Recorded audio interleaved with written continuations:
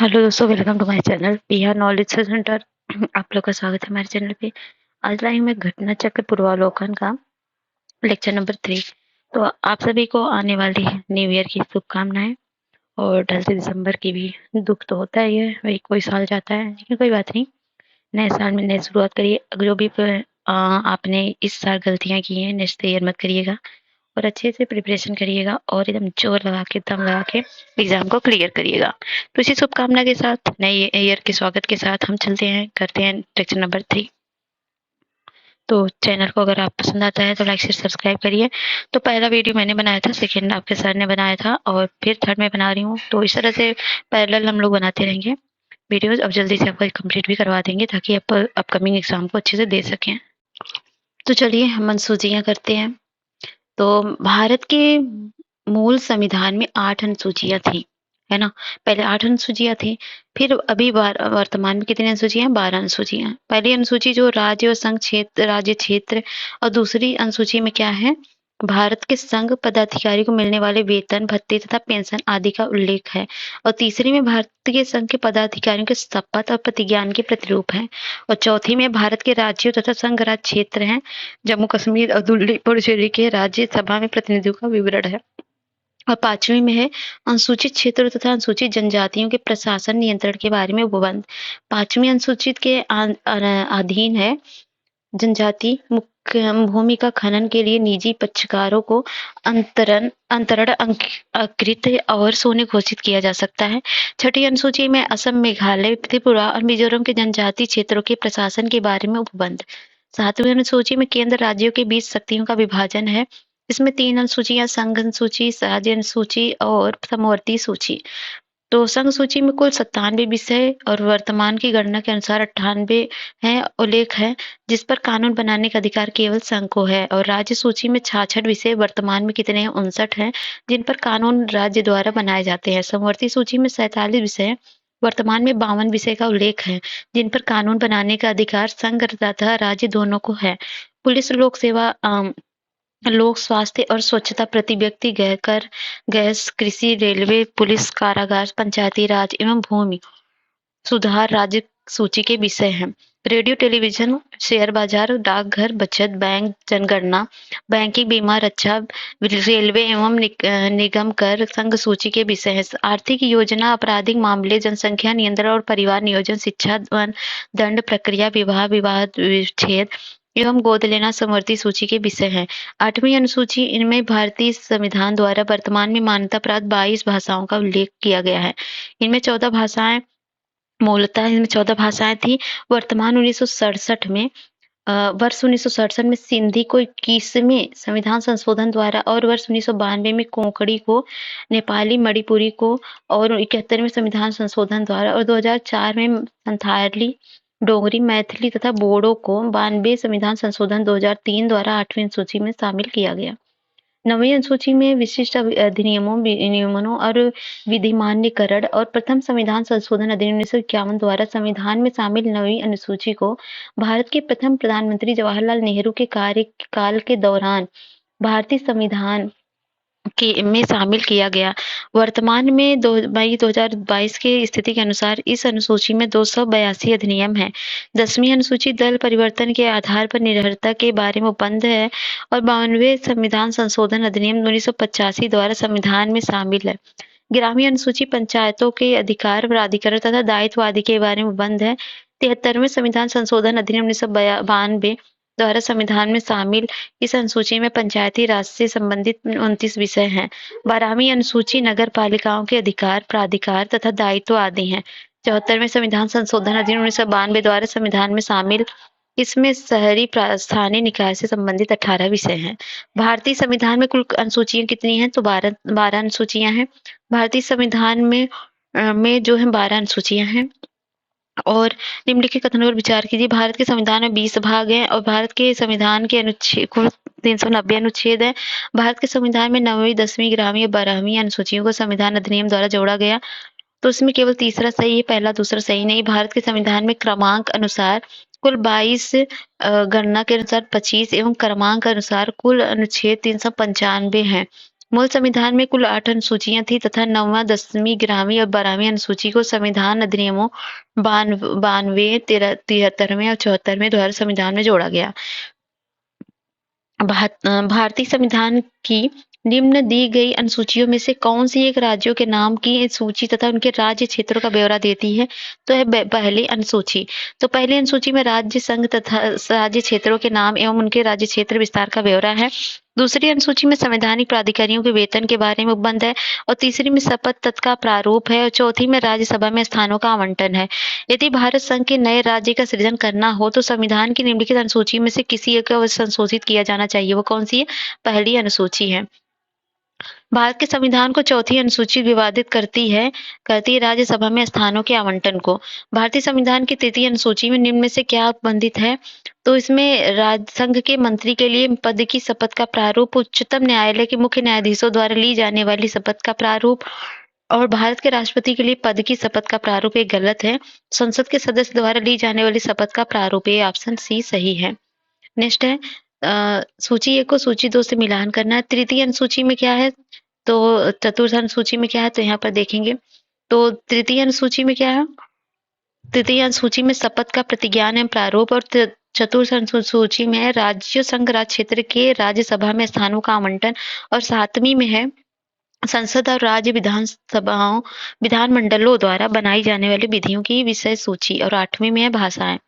मिलान करना है। चौथे में क्या है? चतुर्थ में राज्यसभा के स्थानों का आवंटन और 6वीं में है असम, मेघालय, त्रिपुरा, मिजोरम जनजातियों के क्षेत्र हैं और 8वें में भाषा और 9वें में भूमि सुधार। ऑप्शन हो गया सी। फिर है नेक्स्ट ये भी मिलान करना है। 7वीं अनुसूची में क्या है? तो 7वीं विधायी शक्तियों का वितरण है और 8वीं अनुसूची में भाषाएं हैं। 9वीं अनुसूची में है कुछ अधिनियमों का विधि मान्यकरण और 10वीं में दल बदल। तो ऑप्शन हो गया सी। फिर है मिलान करने 7वीं अनुसूची में संघ राज्य क्षेत्र समवर्ती सूची के बारे में, 8वीं में भाषा है, 9वीं में जो कुछ अधिनियमों का विधि मान्यकरण है और 10वीं में दल परिवर्तन के आधार हैं। तो ऑप्शन हो गया डी।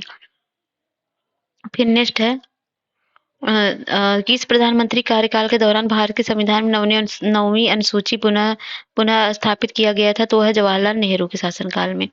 राज्य भूमि सुधार अधिनियमों को संवैधानिक सुरक्षा प्रदान करने हेतु सम्मिलित किया गया तो 9वीं अनुसूची में। भारत की संसद किसी कानून विषय को भारत के संविधान की 9वीं और 9वीं किसी न्यायालय द्वारा नहीं कोई निर्णय भी नहीं। तो इसमें कौन सही? केवल एक सही है, दूसरा सही नहीं है। तो भारतीय संविधान के प्रथम संशोधन अधिनियम 1951 के जरिए संविधान में 9वीं अनुसूची को 31 क और ख जोड़े गए। संसद द्वारा विधि विशेष को 9वीं अनुसूची में रखा गया जिन्हें न्यायिक समीक्षा से बचाव के लिए आयोजित वर्तमान में 2022 की स्थिति के अनुसार 9वीं अनुसूची में 282 विधियां शामिल हैं।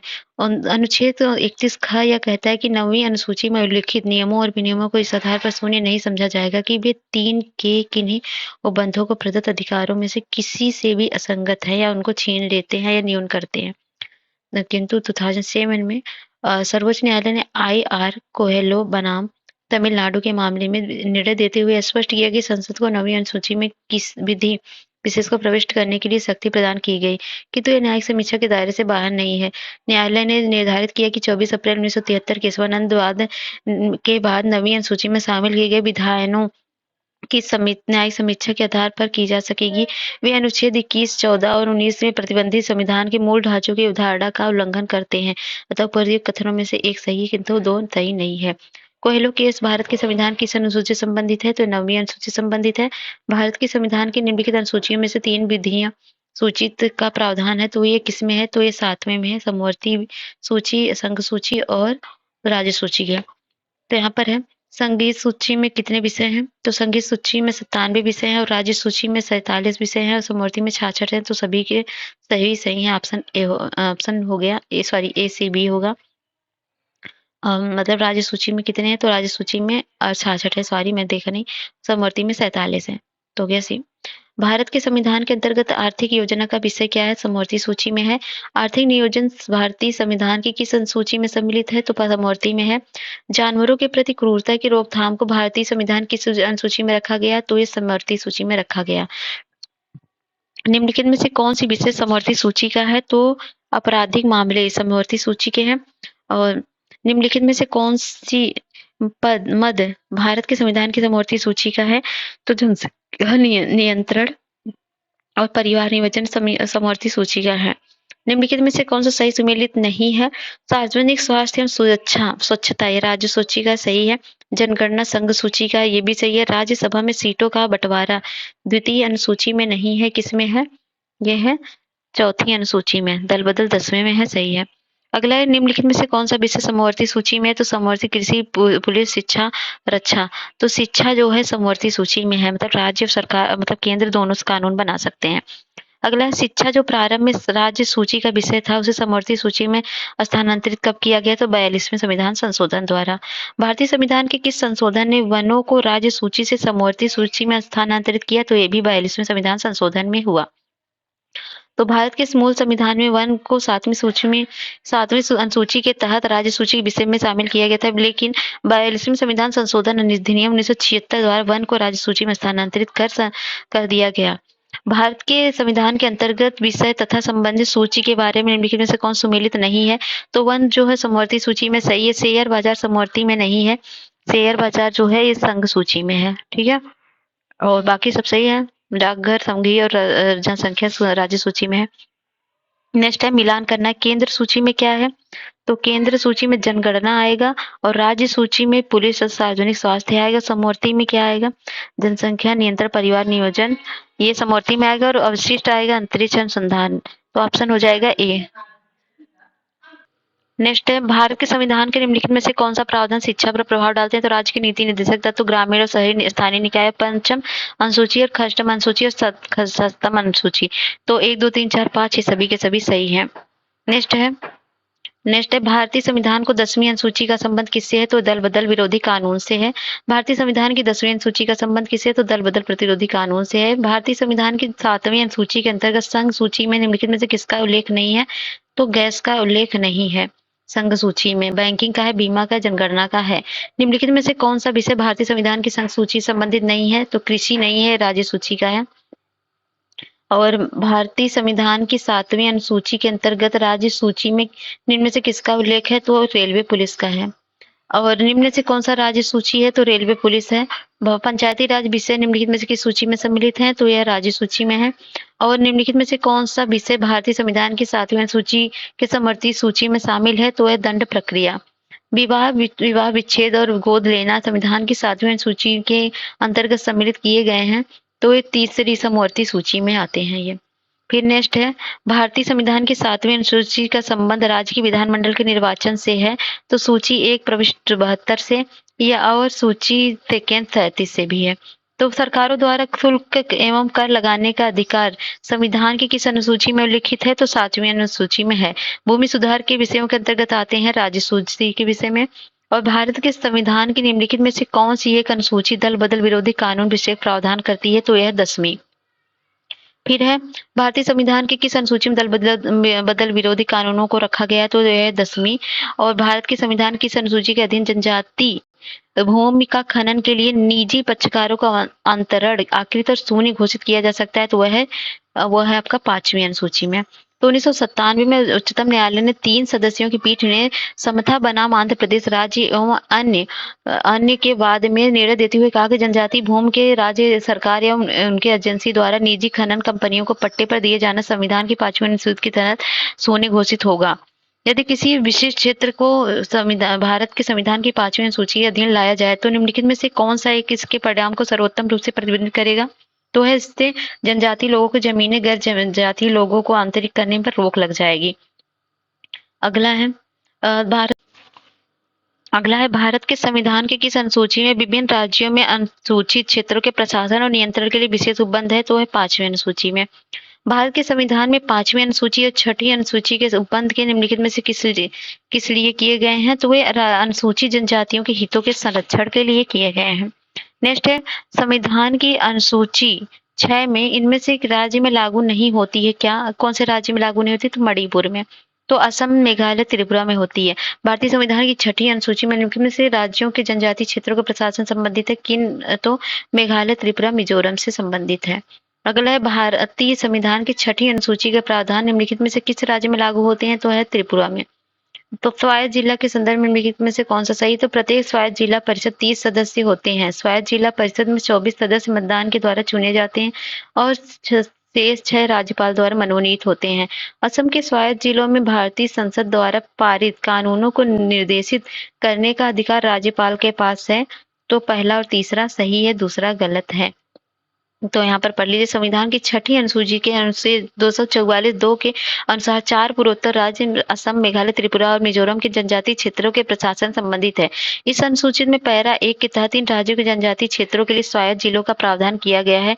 राज्यपाल को स्वायत्त क्षेत्रों जिलों को व्यवस्थित और पुनर्गठित करने का अधिकार पैरा 2 के प्रावधानों के अनुसार प्रत्येक स्वायत्त जिलों के लिए ये जिला परिषद होगी जो 30 से अनधिक सदस्यों को मिलकर बनेगी। इनमें 4 से अनधिक व्यक्ति राज्यपाल द्वारा मनोनीत किए जाएंगे और शेष वयस्क मताधिकार के आधार पर निर्वाचित किए जाएंगे। इस अनुसूची के पैरा 12 के तहत असम के स्वायत्त जिलों में भारतीय संसद द्वारा पारित कानूनों को निर्देशित करने का अधिकार राज्यपाल के पास है।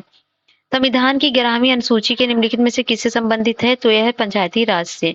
भारत के संविधान की 11वीं अनुसूची में कितने विषय हैं? तो 29 विषय हैं पंचायती राज में। नेक्स्ट है उद्देशिका। आज हम उद्देशिका करेंगे, बहुत ही इंटरेस्टिंग है। उद्देशिका से तो बहुत सारे क्वेश्चन आते हैं। तो चलिए, पंडित जवाहरलाल नेहरू ने संविधान में 13 दिसंबर 1946 को उद्देश्य प्रस्ताव प्रस्तुत किया था। 22 जनवरी 1947 को उद्देश्य प्रस्ताव को संविधान सभा द्वारा अंगीकृत किया गया। उद्देश्य प्रस्ताव को ही परिवर्तित करके संविधान की प्रस्तावना उद्देशिका बनाई गई। 42वें संविधान संशोधन अधिनियम 1976 द्वारा उद्देशिका में समाजवादी, पंथनिरपेक्ष, अखंडता शब्द जोड़े गए। भारतीय संविधान की उद्देशिका ने भारत को संविधान प्रभुत्व संपन्न, समाजवादी, पंथनिरपेक्ष, लोकतंत्रात्मक गणराज्य के रूप में घोषित किया। संविधान की उद्देशिका अपने नागरिकों को 3 प्रकार के न्याय, सामाजिक, आर्थिक और राजनैतिक सुनिश्चित करती है। उद्देशिका संविधान के विविध निर्वचन में सहायक है। सर अल्लादी कृष्णा स्वामी अय्यर के अनुसार उद्देशिका हमारे स्वप्नों और विचारों का प्रतिनिधित्व करती है। के.एम. मुंशी के अनुसार उद्देशिका हमारे प्रभुत्व संपन्न लोकतांत्रिक गणराज्य की जन्म कुंडली है। प्रस्तावना को संविधान का भाग केशवानंद भारती बनाम केरल राज्य 1973 बाद में स्वीकार किया गया। इसमें पूर्व बेरुबारीवाद 1960 में उद्देशिका को संविधान का अंग नहीं माना गया। गोलकनाथ बनाम पंजाब राज्य 1967 के प्रकरण में उद्देशिका को संविधान की मूल आत्मा कहा गया। बम्बई बनाम यूनियन ऑफ इंडिया 1994 बाद में उच्चतम न्यायालय ने यह अवधारणा पुष्ट की कि उद्देशिका संविधान का भाग है। पंथनिरपेक्ष संविधान का मूल लक्षण है। उद्देशिका की प्रकृति न्याय योग्य नहीं है। प्रस्तावना में विचार, अभिव्यक्ति, विश्वास, धर्म और उपासना की स्वतंत्रता की बात की गई। इसमें प्रतिष्ठा, अवसर की समानता उल्लिखित है। प्रस्तावना को संविधान की आत्मा कहा जाता है। बी.आर. अम्बेडकर संविधान उपचारों को अधिकार को संविधान की आत्मा और हृदय को माना है। के.एम. मुंशी ने उद्देशिका को राजनीतिक जनपत्री कहा है। सुभाष कश्यप ने कहा है कि संविधान शरीर तो है तो प्रस्तावना उसकी आत्मा है। बी.आर. अम्बेडकर ने संविधान को एक पवित्र दस्तावेज कहा। हम भारत के लोग भारत को एक संपूर्ण प्रभुत्व संपन्न, समाजवादी, पंथनिरपेक्ष, लोकतांत्रिक गणराज्य बनाने के लिए उसके समस्त नागरिकों को सामाजिक, आर्थिक और राजनीतिक न्याय, विचार, अभिव्यक्ति की विश्वास, धर्म, उपासना की स्वतंत्रता, प्रतिष्ठा और अवसर की समानता प्राप्त कराने के लिए तथा उन सब व्यक्ति की गरिमा और राष्ट्र की एकता और अखंडता सुनिश्चित करने वाली बंधुता के लिए दृढ़ संकल्प होकर अपनी इस विधानसभा में तो स्टेट को इत द्वारा इस संविधान को अंगीकृत, अधिनियमित और आत्मार्पित करते हैं। तो ये 26 नवंबर 1949 को किया गया था। भारत गणतंत्र 26/1/1950 को सही संवैधानिक वस्तु स्थिति क्या थी? यह संविधान लागू किया गया था तो ये संपूर्ण प्रभुत्व संपन्न व लोकतांत्रिक गणराज्य के रूप में। अगला है 26 जनवरी 1950 को भारत की वास्तविक संवैधानिक स्थिति क्या थी? तो थी संपूर्ण प्रभुत्व संपन्न लोकतांत्रिक गणराज्य थी। और भारत के संविधान के निर्माताओं का मत निम्नलिखित में से किससे प्रतिबिंबित होता है? तो होता है उद्देशिका से। भारत के संविधान की प्रस्तावना में कितने प्रकार के न्याय, स्वतंत्रता, समानता एवं भ्रातृत्व की बात की गई है? तो उसमें जो है वो 3 प्रकार की 3 प्रकार के न्याय, 5 प्रकार की स्वतंत्रता और 2 प्रकार की समानता और 1 प्रकार के भ्रातृत्व की बात की गई है। ठीक है। भारतीय संविधान की प्रस्तावना में सिलसिले में निम्नलिखित में से कौन सा क्रम सही है? तो इसमें जो सही होगा तो इसको मैं बता देती हूँ। तो इसमें सार्वभौम सत्ता संपन्न, समाजवादी, पंथनिरपेक्ष, लोकतांत्रिक गणराज्य, ये सही होगा। भारतीय संविधान की प्रस्तावना में भारत को किस रूप में घोषित किया गया?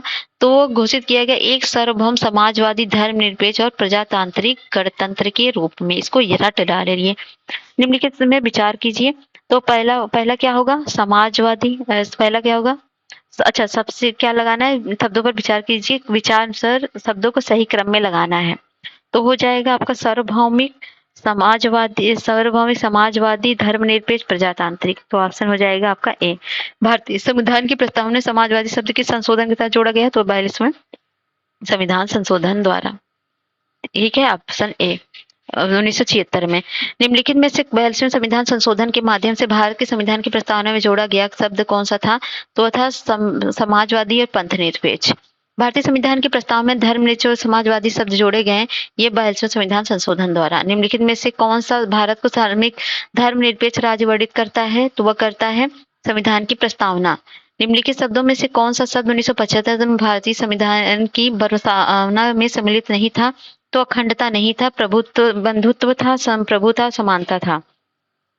तो अगला है, निम्नलिखित शब्दों में से कौन सा 42वें संविधान संशोधन द्वारा प्रस्तावना में जोड़ा गया? तो जोड़ा गया था समाजवादी और पंथनिरपेक्ष जोड़ा गया था। संविधान की उद्देशिका के संबंध में निम्नलिखित कथनों पर विचार कीजिए। पंडित नेहरू द्वारा प्रस्तुत ऑब्जेक्टिव प्रस्ताव अंतर्गत उद्देशिका बना, तो ये तो सत्य है। इसकी प्रकृति न्यायोचित जस्टिसेबल नहीं थी, ये भी सही है। इसका संशोधन नहीं हो सकता, ऐसी ये गलत है। संविधान के विशिष्ट प्रावधानों की यह रद्द नहीं कर सकती, तो ये हो गया 1, 2, 4। तो ये तो केशवानंद भारती किसके बाद तो संशोधन हो सकता है इसमें भाई। और अगला है, संविधान की प्रस्तावना का विधिक स्वरूप क्या था? ये लागू किया जा सकता है, लागू नहीं किया जा सकता? तो ये लागू नहीं किया जा सकता।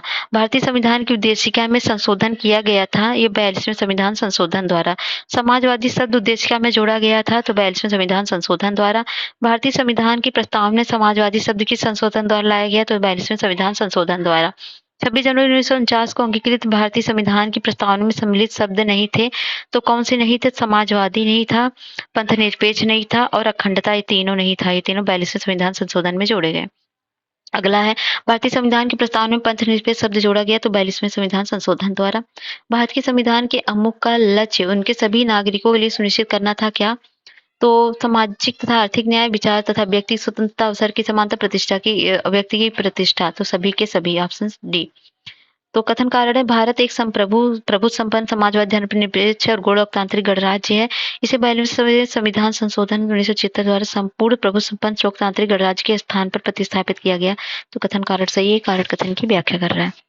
अगला है, भारत में लौकिक सार्वभौमिकता है कि क्योंकि संविधान की प्रस्तावना आरंभ होती है हम भारत के लोक शब्दों से। हम भारत के लोग, we the people of India शब्दों का प्रयोग भारतीय संविधान में कहाँ किया गया? तो किया गया संविधान की प्रस्तावना में। सभी व्यक्ति पूर्णतः और समान रूप से मानव है, यह सिद्धांत जाना जाता है सार्वभौमिकता से। भारत के संदर्भ में निम्नलिखित से धर्मनिरपेक्ष शब्द का सही भाव व्यक्त करता है, ये करता है भारत में राज्य का कोई धर्म नहीं है। निम्नलिखित में से कौन सा शब्द भारतीय संविधान की प्रस्तावना का उल्लेख नहीं करता है? तो संघीय नहीं, ये नहीं है, बाकी संप्रभुता, लोकतांत्रिक और पंथनिरपेक्ष है। भारत में कौन सा शब्द भारत के संविधान की उद्देशिका में नहीं है? तो लोक कल्याण, ये नहीं है। भारतीय संविधान की प्रस्तावना में निम्नलिखित में से किस स्वतंत्रता का वर्णन नहीं है? तो आर्थिक स्वतंत्रता का नहीं है, बाकी सब है। विचार की स्वतंत्रता, विचार की और विश्वास की है। और है, निम्नलिखित में से कौन भारतीय संविधान की प्रस्तावना में उल्लिखित नहीं है? तो धार्मिक न्याय नहीं है, बाकी आर्थिक, सामाजिक और राजनीतिक न्याय है। भारत की प्रस्तावना के बारे में कौन सा कथन सही है? तो इसमें सही है, समाजवादी धर्मनिरपेक्ष शब्द 1950 में लागू संविधान के अंग नहीं थे, इसको बाद में जोड़ा गया 1942 में, 1976 में। भारतीय संविधान का कौन सा भाग संविधान की आत्मा कहलाता है? तो वह है उद्देशिका। निम्नलिखित में से किसने भारतीय संविधान की प्रस्तावना को हमारे संप्रभु प्रजातांत्रिक गणराज्य की जनकुंडली कहा? तो वह कहा था के.एम. मुंशी ने। संविधान को एक पवित्र दस्तावेज किसने कहा? तो बी.आर. अम्बेडकर ने कहा। किस वाद के फैसले के में सर्वोच्च न्यायालय ने सर्वप्रथम घोषित किया कि उद्देशिका संविधान का हिस्सा नहीं है? तो बेरीबारी मामले में। बेरीबारी यूनियन ऑफ 1960 के सर्वोच्च न्यायालय ने सर्वप्रथम घोषित किया कि उद्देशिका संविधान का अंग नहीं है। केशवानंद भारती बनाम केरल राज्य के बाद में 1973 के बाद सर्वोच्च न्यायालय ने उपयुक्त निर्णय को पलटते हुए कहा कि संविधान क्या का भाग माना उद्देशिका को। निम्नलिखित में से किस वाद में उच्चतम न्यायालय ने धारणा प्रस्तुत की उद्देशिका संविधान का भाग है? तो वो कहा था बम्बई बनाम यूनियन ऑफ इंडिया केस में। तो प्रसंगत वादों में बम्बई बनाम यूनियन ऑफ इंडिया के मामले में उच्चतम न्यायालय ने कहा कि उद्देशिका संविधान का भाग है तथा पंथनिरपेक्षता संविधान का मूल लक्षण है। केशवानंद भारती मामले, केरल के मामले में भी बहुमत से दिए गए निर्णय में उद्देशिका संविधान का भाग माना गया।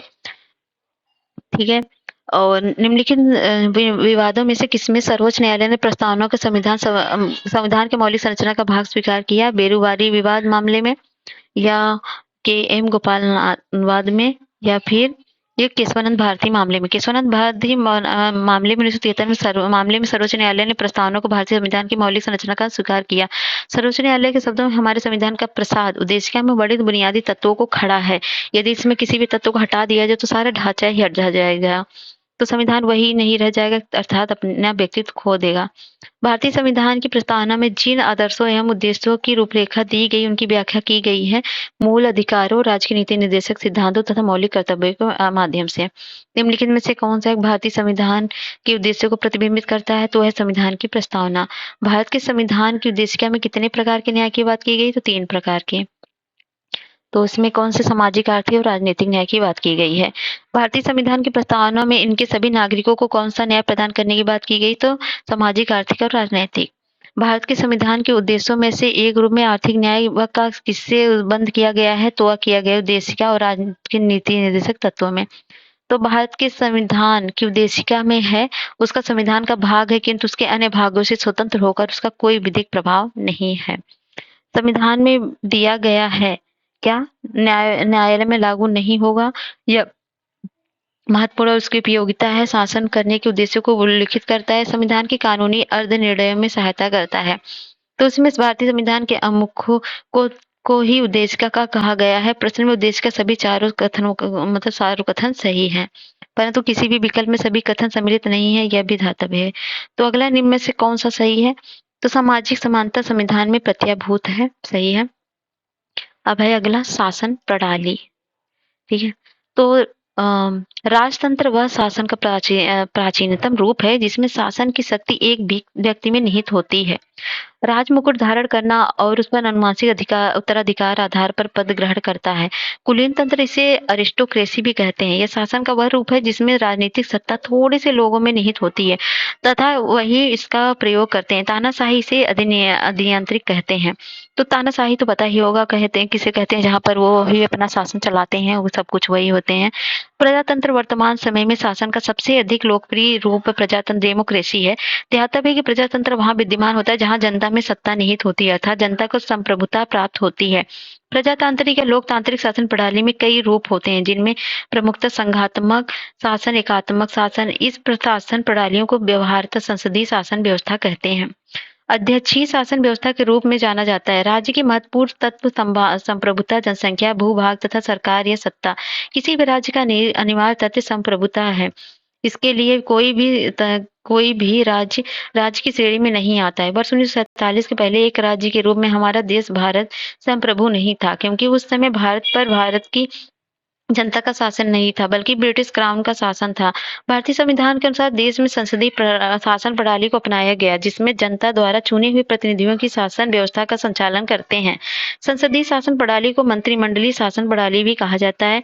इस प्रणाली के संसद में विधि निर्माण की सर्वोच्च संस्था होती है। एक कार्यपालिका अपने समस्त कृत्यों के लिए संसद के प्रति जवाबदेह होती है। तो सारी चीजें तो आप जानते ही हैं। और भारत में सत्ता का एकमात्र स्रोत जनता है, और ब्रिटिश संसद को संसदों की जननी कहा जाता है। और ब्रिटेन में लिखित संविधान की अस्तित्व नहीं है। राज्यपाल का पद अखिल भारतीय सेवाएं, एकल नागरिकता और आपातकालीन प्रावधान तथा राज्यसभा में असमान प्रतिनिधित्व क्या है? भारतीय संविधान में एकात्मकता की विशेषता है, ठीक है। भारतीय संविधान में कौन सा राज्य शब्द को सर्वोत्तम रूप से परिभाषित करता है? तो वो है व्यक्ति का एक ऐसा समुदाय जो बिना किसी बाह्य नियंत्रण के एक निश्चित भूभाग में स्थायी रूप से निवास करता है, जिसकी एक संगठित सरकार है। नेक्स्ट है निम्नलिखित में से कौन सा राज्य सबसे महत्वपूर्ण तत्व है? तो वह है संप्रभुता। निम्नलिखित भारत की संप्रभुता के संबंध में निम्नलिखित कथन में से कौन सा सही है? तो भारत राष्ट्रमंडल का सदस्य है। राष्ट्रमंडल की सदस्यता के आधार भारत की संप्रभुता को कम होता है। तो पहला सही है, दूसरा गलत है। भारत का राष्ट्रमंडल का सदस्य है, लेकिन इसके कारण भारत की संप्रभुता कम नहीं होती। राष्ट्रमंडल वास्तव में कोई वैधानिक संगठन नहीं है, बल्कि इसके सदस्यों के पारस्परिक सहयोग और सद्भावना पर आधारित संगठन है।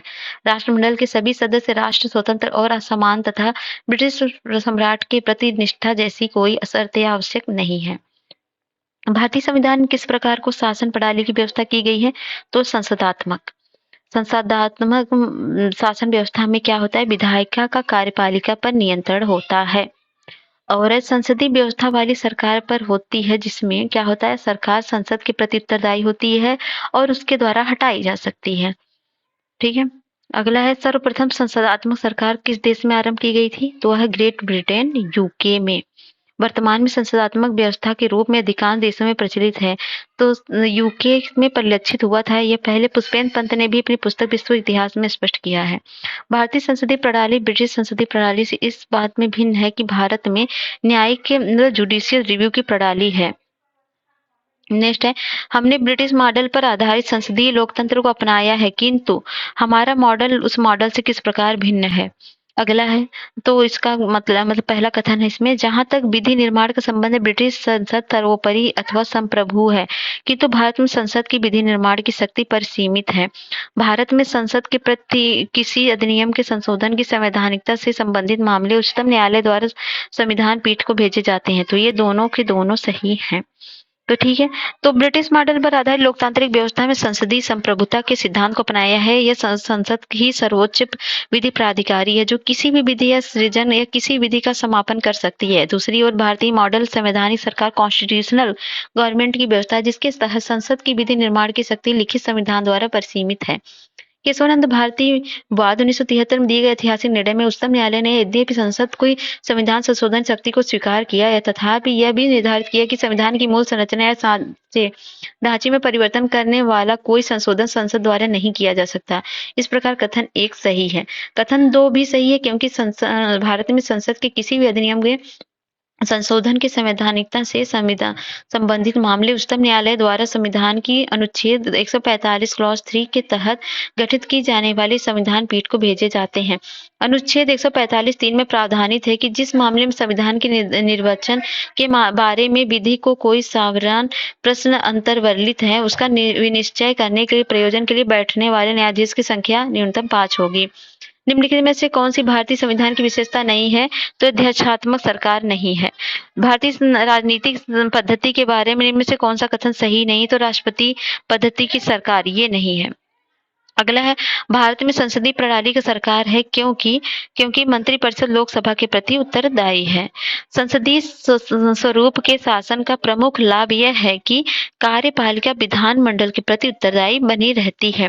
भारत के संदर्भ में संसदीय शासन प्रणाली में निम्नलिखित में से कौन सा सिद्धांत संस्थागत रूप से निहित है?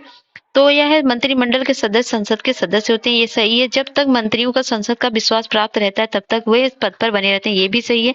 राज्य का अध्यक्ष ही मंत्रिमंडल का अध्यक्ष होता है, तो ये गलत है। ऑप्शन हो गया ए।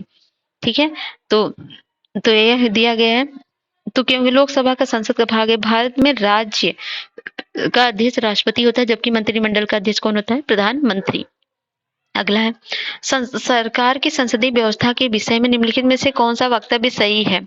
तो विधायिका न्यायपालिका के प्रति जवाबदेह है, विधायिका कार्यपालिका के प्रति जवाबदेह है, विधायिका एवं कार्यपालिका दोनों स्वतंत्र है, न्यायपालिका राष्ट्रपति के प्रति जवाबदेह है। तो सभी कोई नहीं चाहिए। शासन प्रणाली की समानता 2 पद्धतियां होती हैं, एक तो संसदीय और दूसरा अध्यक्षीय।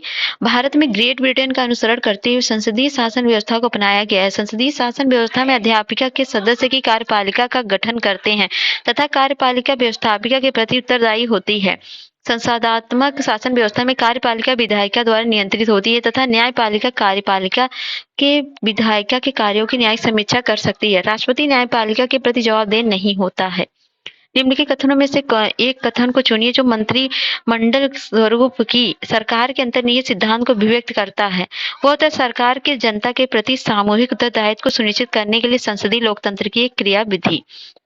अगला क्वेश्चन है, राष्ट्रपति पद्धति की समस्त कार्यपालिका शक्तियां निहित होती हैं किसमें? तो राष्ट्रपति में निहित होती हैं। भारत में राजनीतिक व्यवस्था मूलतः लक्षण है किसका? तो होता है ये एक लोकतांत्रिक गणतंत्र है। इनमें संसदात्मक रूप की सरकार, ये भी सही है। सर्वोच्च सत्ता भारत की जनता में निहित, ये भी सही है। यह एकीकृत शक्ति का प्रावधान करती नहीं, ये गलत है। तो ऑप्शन हो गया बी। लोकतांत्रिक गणतंत्र संसदात्मक सरकार एक सर्वोच्च सत्ता का जनता में निहित होना भारत की राजनीतिक व्यवस्था के मूलभूत लक्षण है, तथापि यह एक एकीकृत शक्ति का प्रावधान नहीं बल्कि सत्ता को केंद्र एवं राज्यों में विभाजित करता है। निम्नलिखित में विचार कीजिए। भारत एक लोकतांत्रिक राज्य व्यवस्था है, ये सही है। भारत का एक प्रभुता संपन्न राज्य है। भारत में लोकतांत्रिक समाज है, ये भी सही। भारत एक कल्याणकारी राज्य है, ये भी सही। तो ऑप्शन हो गया बी, सॉरी डी, सभी के सभी। निम्नलिखित में से कौन सी विशेषता भारतीय राजतंत्र की नहीं है? तो एक संविधिक संघ सरकार, लोकतांत्रिक सरकार, तो ये हो जाएगा आपका सत्तावादी सरकार। तो भारतीय शासन प्रणाली में शासन का संचालन संविधान के प्रावधानों को अनुरूप होता है। भारत में विधि का शासन है गणतंत्र का, न कि राजतंत्र का। प्रत्येक 5 वर्ष के उपरांत जनता अपने प्रतिनिधियों का निर्वाचन कर संविधान संगत लोकतांत्रिक सरकार का गठन करती है, सत्तावादी सरकार नहीं है। अगला, केंद्र सरकार और राज्य सरकारों को प्राधिकार प्राप्त होते हैं, ये भारतीय संविधान से प्राप्त होते हैं। निम्नलिखित कथनों पर विचार कीजिए। भारत एक लोकतांत्रिक देश है, भारत का अपना एक संविधान भी है। तो दोनों सही है, लेकिन कारण कथन की व्याख्या नहीं कर रहा है। नेक्स्ट है, निम्नलिखित में से कौन सुशासन की व्यवस्था नहीं है? तो जवाबदेहिता है, पारदर्शिता है, कानून का नियम है, लाल फीताशाही नहीं है। लाल फीताशाही सुशासन की विशेषता नहीं, जबकि हिस्सेदारी, जवाबदेही, पारदर्शिता, कानून का नियम, संपत्ति से निर्णय लेना, दक्षता एवं प्रभावशीलता आदि सुशासन की विशेषताएं हैं। कल्याणकारी राज्य का उद्देश्य क्या है? तो कमजोर वर्गों के कल्याण का प्रबंध करना। राज्य हर जगह, यह अंतराल शायद ही कोई छोड़ता है। यह वक्तव्य किस धारणा की व्याख्या करता है? तो ये करता है कल्याणकारी राज्य की। निम्नलिखित में से कौन सा एक भारतीय संविधान का दर्शन नहीं? कल्याणकारी राज्य, साम्राज्यवादी राज्य या राजनीतिक समानता, तो साम्यवादी राज्य ये नहीं है। अगला, निम्नलिखित कथनों में से कौन सा सही है? तो भारतीय संविधान अध्यक्षात्मक है, नहीं। भारत का एक नाम मात्र का राजतंत्र है, ये भी गलत है, सभी गलत है। तो भारत एक संसदात्मक प्रजातंत्र है, ये सही है। भारत की राजनीतिक सत्ता का प्रमुख स्रोत कौन है? तो वो है जनता। निम्नलिखित में से कौन सा एक अध्यक्षात्मक शासन प्रणाली का आधारभूत तत्व है? तो है एकल कार्यपालिका। ठीक है। निम्नलिखित में से कौन सा सही है? अध्यक्षात्मक शासन प्रणाली की विशेषता क्या है? ऊपर वर्णित सभी तथ्य सही है। मतलब कार्यकारिणी का प्रमुख राष्ट्रपति होता है, मतलब जहां राष्ट्रपति, जैसे कि अमेरिका का राष्ट्रपति अपने मंत्रिपरिषद का चयन स्वयं करता है। राष्ट्रपति व्यवस्थापिका को भंग नहीं कर सकता। अध्यक्षात्मक शासन का उदय सर्वप्रथम किस देश में हुआ? तो हुआ था संयुक्त राज्य अमेरिका में। भारत में प्रजातंत्र इस तथ्य पर आधारित है कि जनता को सरकारों को चुनने तथा बदलने का अधिकार प्राप्त है। नेक्स्ट है, लोकतंत्र को उत्कृष्ट गुण यह है कि वह क्रियाशील बनाता है साधारण पुरुष और महिलाओं की बुद्धि और चरित्र को। भारत एक गणतंत्र है, इसका अर्थ क्या है? भारत में वंशानुगत शासन नहीं है, यहाँ लोगों द्वारा चुना जाता है। भारत एक गणतंत्र है, इसमें अंतर्निहित है राज्यों का अध्यक्ष निर्वाचित होगा। निम्नलिखित में से किसने विनिर्धारित होता है कि भारत का संविधान परिसंघीय है? तो केंद्र और राज्यों के बीच शक्तियों के विभाजन से यह होता है। नेक्स्ट है, भारतीय संविधान कैसा है? तो भारतीय संविधान अंशतः कठोर और अंशतः लचीला है। निम्नलिखित भारत की संसदीय शासन प्रणाली एवं ब्रिटेन की संसदीय शासन प्रणाली का अंतर का बिंदु निम्नलिखित में से कौन सा है? तो न्यायिक समीक्षा है। तो कथन कारण है, भारत के संविधान में एक संघीय प्रणाली का प्रावधान है, उसने एक बहुत शक्तिशाली केंद्र की रचना की है। तो दोनों तो सही है, लेकिन कारण कथन की व्याख्या नहीं कर रहा है। भारत में संघवादी व्यावहारिक नहीं है, भारत एक संघीय राज्य नहीं है। तो ए सही है, आर गलत है। भारत एक संघीय राज्य है, क्वाजी फेडरल है। भारतीय राज्य व्यवस्था में निम्नलिखित में से कौन सी अनिवार्य विशेषता है जो यह दर्शाती है कि उसका रूप संघीय है? तो वह है न्यायपालिका की स्वतंत्रता की सुनिश्चित है। और है, निम्न में से कौन एक भारत के संविधान का संघीय लक्षण नहीं है? तो एकहरी नागरिकता नहीं है। एकहरी नागरिकता भारत के संविधान का संघीय लक्षण नहीं है। भारतीय संविधान में एकात्मक और संघात्मक दोनों ही विशेषताएं मौजूद हैं। भारतीय संविधान के संघात्मक लक्षणों में लिखित है संविधान कठोर संविधान, केंद्र तथा राज्यों में शक्तियों का वितरण, न्यायपालिका की सर्वोच्चता एवं स्वतंत्रता, द्विसदनीयता और विधानमंडल आदि। और जबकि एकात्मक लक्षणों में अंतर्निहित है नागरिकता, राज्यपालों की राष्ट्रपति द्वारा नियुक्ति, राज्यपाल आपातकाल की घोषणा, समझौतों को लागू करना और संसद की शक्ति आदि का उल्लेख किया जा सकता है। भारतीय संघीय व्यवस्था में कौन सा एकात्मक तत्व पाए जाते हैं? तो लिखित संविधान, कठोर संविधान, संविधान सर्वोच्चता, राज्यपाल की नियुक्ति, शक्तियों का विकेंद्रीकरण, राज्य विधेयकों का राष्ट्रपति की स्वीकृति और संविधान की संकट और एक सर्वोच्च न्यायालय। तो इसमें जो हो जाएंगे तो ये हो जाएगा चौथा आपका जो होगा ये, मतलब राज्यपाल की नियुक्ति होगा और होगा राज्य विधेयकों पर राष्ट्रपति की स्वीकृति होगा और सांविधिक संकट होगा। तो ये हो जाएगा ऑप्शन डी। नेक्स्ट है, इनमें से कौन सा भारतीय संविधान में एकात्मक तत्व है? तो एकात्मक तत्व कौन सा है? तो एकात्मक तत्व हो जाएगा आपका राज्यपालों की नियुक्ति और न्यायिक राज्यसभा में असमान प्रतिनिधित्व, ये भी होगा और होगा आपका अखिल भारतीय सेवाएं। तो हो जाएगा ऑप्शन बी। अगला है, भारत में संघीय व्यवस्था में संबंधित निम्न कथनों में से कौन सा सही है? तो संविधान शासन की मूल संरचना के लिए एक संघीय व्यवस्था की प्रस्तावना करता है, ये सही है। एकात्मक झुकाव इसमें सशक्त मिश्रण है, ये भी सही है। दोनों संघ तथा राज्य विधायिकाएं प्रभुत्व संपन्न है, नहीं। केंद्र के प्रति उत्तरदायी है। विधायिकी, वित्तीय तथा न्यायिक शक्तियां संघ तथा उनकी इकाइयों के मध्य विभाजित कर दी जाती गई हैं, तो ये गलत है, तो ऑप्शन हो जाएगा बी। ठीक है, यहाँ पढ़ लीजिए। और निम्नलिखित विशेषताओं में केंद्रीय शासन व्यवस्था के लिए कौन सी सही नहीं है? तो त्वरित निर्णय सही है, लचीलापन ये भी सही, बड़े देशों के लिए आदर्श नहीं, ये नहीं है। तो केंद्रीय शासन व्यवस्था सरकार के एकात्मक स्वरूप की प्रमुख विशेषताओं में शामिल है। सत्ता का विकेंद्रीकरण, एक केंद्रीकृत शक्ति, सरकार की त्वरित निर्णय लेने की क्षमता, संविधान तक का लचीलापन, एकल न्यायपालिका एवं पूर्णतः राज्य क्षेत्र में कानून की एकरूपता, एकल नागरिकता, आपातकाल की व्यवस्था आदि। परंतु ये आवश्यक नहीं है कि ऐसी व्यवस्था बड़े देशों के लिए आदर्श हो। अगला है, भारत का राष्ट्रपति परोक्षतः निर्वाचित होता है और भारत में संसदीय प्रणाली की गणतंत्रवाद के साथ जोड़ा जाता है। तो कथन कारण सही, कारण कथन की व्याख्या भी कर रहा है।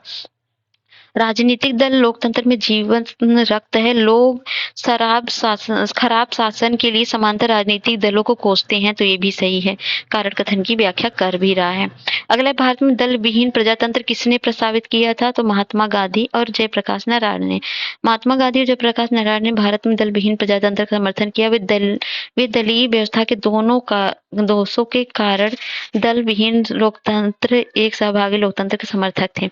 भारत की संघात्मक संरचना का मुख्य उद्देश्य उनकी बहुआयामी विविधताओं में से एक राष्ट्र का निर्माण करना और एक राष्ट्रीय एकता को संरक्षित करना था। विविधताओं के समंजन में एक सशक्त न कमजोर भारतीय राष्ट्रीयता का निर्माण हुआ। तो कथन कारण सही है, कारण कथन की व्याख्या नहीं कर रहा है। लेकिन अगला है, भारतीय राजनीतिक व्यवस्था की प्रकृति में निरंतरता एवं परिवर्तन के मूल तत्व मूर्त रूप में पाए जाते हैं। भारतीय राजनीतिक व्यवस्था में निम्न राजनीतिक कार्य शैलियां जैसे आधुनिक शैली, परंपरागत शैली तथा संत शैली के तत्व समाहित हैं। इसमें दोनों सही है, कारण कथन की व्याख्या नहीं कर रहा है। लेकिन महिलाएं, दलित, निर्धन एवं अल्पसंख्यक समूह भारत में लोकतंत्र के से बड़े दावेदार हैं। भारत में लोकतंत्र अधिक आत्मसम्मान की कामना का वाहक बनकर उभरा है। तो कौन सा सही है? तो कथन कारण सही, कारण कथन की व्याख्या भी कर रहा है। भारत संविधान के बृहत होने के क्या कारण हैं? तो भारत के संविधान के बृहत होने के क्या कारण हैं? तो इसमें है, ये सभी कारण हैं इसमें, इनमें सब अनेक संविधान के अनुभव समाविष्ट है। इनमें विस्तृत प्रशासन की प्रावधान है। ये एक बड़े देश के शासन से संबंधित है। ये संघ तथा राज्य सरकारों का संविधान है। तो सभी है, सभी कारण है। भारत निम्नलिखित में से कौन सा कथन सत्य है? तो संयुक्त राज्य अमेरिका सरकार की संघीय प्रणाली है, नहीं, एकात्मक है, एकात्मक प्रणाली है। नेक्स्ट है, निम्नलिखित में से कौन सी एक भारतीय संघ राज्य पद्धति की विशेषता नहीं है? तो भारत में स्वतंत्र न्यायपालिका ये है। केंद्र और राज्यों के बीच शक्तियों का बंटवारा, विभाजन किया गया। संघबद्ध होने वाली इकाइयों को राज्यसभा में असमान प्रतिनिधित्व दिया गया, ये भी सही है। ये संघबद्ध होने वाली इकाइयों के बीच एक सहमति का परिणाम, सहमति का नहीं है, सबको मिलाया गया मार मार के, मतलब मार मार के नहीं मिलाया गया है सबको, इधर उधर कैसे भी करके। यहाँ पर पढ़ लीजिए। तो भारतीय संघात्मक व्यवस्था को असंघात्मक कहा जाता है। भारत में एक स्वतंत्र न्यायपालिका है जिसे न्यायिक पुनरीक्षण का अधिकार है। तो कथन कारण सही है, कारण कथन की व्याख्या नहीं कर रहा। लेकिन अगला है, भारतीय संविधान अर्ध संघात्मक है। भारतीय संविधान ना तो संघात्मक है ना ही एकात्मक है। तो कथन कारण सही, कारण कथन की व्याख्या भी कर रहा है। भारतीय संविधान की प्रकृति क्या है? तो उसकी प्रकृति है तो प्रकृति में संघीय किंतु भावना में एकात्मक है। अगला, भारतीय संविधान संघवाद की सहकारी संघवाद किसने कहा? तो ये जी ऑस्टिन ने कहा। भारतीय संविधान की प्रकृति संघात्मक या एकात्मक, इसके संबंध में विद्वानों में मतभेद है। कुछ विद्वान इसे संघात्मक संविधान कहते हैं, कुछ विद्वान इसे एकात्मक कहते हैं। किसने कहा था भारत संघात्मक राज्य है? तो ये कहा था केसी वियर ने। भारतीय संविधान में के विषय में निम्नलिखित कथन में से किसका है? तो भारतीय संविधान अधिक कठोर तथा अधिक लचीले के मध्य एक अच्छा संतुलन स्थापित करता है, ये केसी वियर ने कहा था। निम्नलिखित में से किस एक का कथन है कि संविधान को संघात्मक के तंग ढांचे में नहीं ढाला गया है? तो ये कहा था बी आर अम्बेडकर ने। मिथकों और कहावतों के रूप में प्रशासन के सिद्धांतों को किसने अस्वीकार किया? तो किया था हर्बर्ट साइमन ने। हर्बर्ट साइमन ने मिथकों और कहावतों के रूप में प्रशासन के सिद्धांतों को असंगत और अस्पष्ट मानते हुए अस्वीकार किया, जबकि एडवाइट वार्डो, फ्रैंक मेरिनी और ए एफ.डब्ल्यू. रिग्म ने मिथकों और कहावतों के रूप में प्रशासन के सिद्धांतों को स्वीकार किया। विधि और स्वाधीनता के बीच सबसे उपयुक्त संबंध को निम्नलिखित में से कौन प्रतिबिंबित करता है? तो यदि विधि नहीं है तो स्वाधीनता भी नहीं है। निम्नलिखित में से कौन विकास प्रशासन की अवधारणा से संबंधित है? तो वह है फ्रेड.डब्ल्यू. रिक्स। विकास प्रशासन की अवधारणा से फ्रेड.डब्ल्यू. रिक्स संबंधित है। अपनी प्रसिद्ध पुस्तक एडमिनिस्ट्रेशन डेवलपमेंट इंक्लूसिव कॉन्सेप्ट में उन्होंने लिखा कि विकास प्रशासन उन कार्यक्रमों और परियोजनाओं को पूरा करने में संगठित प्रयासों संबंधित है जो विकास से संलग्न व्यक्तियों द्वारा परिवर्तित किए जाते हैं। निम्नलिखित में से कौन सा चिंतक और लोक प्रशासन तथा निजी प्रशासन में समानताओं का समर्थक है? तो हेनरी फियोल है। नेक्स्ट है, यदि हमारी सभ्यता विफल होती है तो तो तो क्या मुख्यतः प्रशासन के ध्वस्त होने के कारण होगा? ये कथन किसने दिया? तो यह कहा था डब्ल्यू.बी. डॉनहम ने कहा था कि यदि हमारी सभ्यता असफल होती है तो ऐसा मुख्यतः प्रशासन के पतन के कारण होगा। गणतंत्रीय अवधारणा से संबंधित निम्नलिखित में से कौन एक नहीं है? तो सर्वोच्च शक्ति एक राजा के समान व्यक्ति में निहित होती है। निम्नलिखित में से किनको विधि के शासन के प्रमुख लक्षण के रूप में माना जाता है? तो शक्तियों के परिसीमन, विधि के समय समता, ये दोनों सही है। सरकार के प्रति जन उत्तरदायित्व ये नहीं होगा। स्वतंत्रता और नागरिकता ये होगा। तो 1, 2, 4 होगा। नेक्स्ट है, निम्नलिखित कथनों पर विचार कीजिए। संवैधानिक सरकार वह है तो संविधान जो राज्य की सत्ता के हित की व्यक्ति की स्वतंत्रता पर प्रभावकारी प्रतिबिंब लगाती है। जो व्यक्ति की स्वतंत्रता के हित में राज्य की सत्ता पर प्रभावकारी प्रतिबिंब लगाती है। तो दोनों के दोनों सही हैं। परिभाषा में संवैधानिक सरकार का अर्थ क्या है? सीमित सरकार। ठीक है। अगला है, संविधानिक सरकार का आशय क्या है? तो कोई सरकार जो संविधान की सीमाओं से परिबद्ध हो। राज्य व्यवस्था के संदर्भ में निम्नलिखित में से किस एक को आप स्वतंत्रता की सर्वाधिक उपयुक्त व्याख्या के रूप में स्वीकार करेंगे? तो स्वयं को पूर्णतः विकसित करने का अवसर। फिर समाज में समानताओं के कारण समानता के होने के एक निहितार्थ यह है कि उसमें विशेषाधिकारों का अभाव है, अवरोधों का अभाव है। तो कौन सा है? तो इसमें विशेषाधिकारों का अभाव है, यही होगा ऑप्शन ए। नेक्स्ट है, भारत एवं अमेरिका की राजनीतिक व्यवस्थाओं के बीच निम्नलिखित में से कौन सी विशेषताएं समान है? तो इसमें समान है। अवशिष्ट शक्तियां केंद्र के पास है? नहीं। अवशिष्ट शक्तियां राज्यों के पास है? ये भी नहीं। राष्ट्रपति के पास पॉकेट वीटो है? ये सही है। और उच्च सदन में कुछ मनोनीत सदस्य हैं? ये गलत है। ऑप्शन हो जाएगा ए। दूसरे प्रशासनिक आयोग के कौन से प्रतिवेदन ने भारत में सुशासन की बाधाओं की पहचान की? तो नागरिक केंद्रित प्रशासन शासन का केंद्र बिंदु। अगला है, भारतीय संघवाद में विविधताओं में एकता को प्रोन्नत करने हेतु निम्नलिखित में से किस संस्थाओं को आवश्यक माना गया है? तो वो अंतरराज्यीय परिषद एवं राष्ट्रीय विकास परिषद को, वित्त आयोग एवं क्षेत्रीय परिषद को, एकल न्यायिक व्यवस्था एवं अखिल भारतीय सेवाओं को, तो सभी के सभी को माना गया है। फिर नेक्स्ट है, निम्नलिखित में से किस दशक में भारत की संघात्मक व्यवस्था केंद्रीय संघवाद की ओर खिसकी है? तो 1970 के दशक में। जब 1960 के दशक में देश में विभिन्न राज्यों में विपक्ष का उभार होने लगा था और कुछ राज्य कांग्रेस के हाथ से भी निकल गए थे, परंतु वास्तव में भारत में संघात्मक व्यवस्था केंद्रीयता संघवाद की ओर 1970 के दशक में खिसकी, जबकि बहुत से राज्यों में कांग्रेस पार्टी का बहुमत नहीं रहा।